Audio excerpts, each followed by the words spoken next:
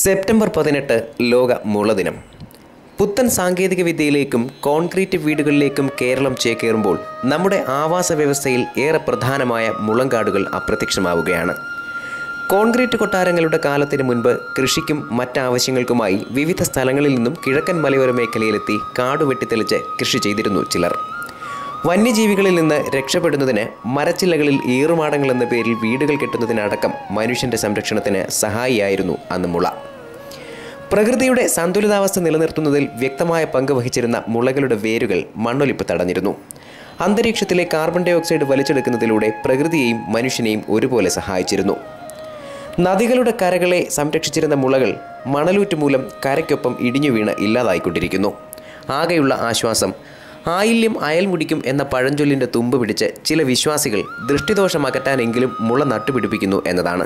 Guinness ബുക്കിൽ ഇടം നേടിയ 125 അടി നീളമുള്ള ലോകത്തെ ഏറ്റവും നീളം കൂടിയ മുള കൊല്ലം ജില്ലയിലെ പട്ടാഴിയിലാണ്.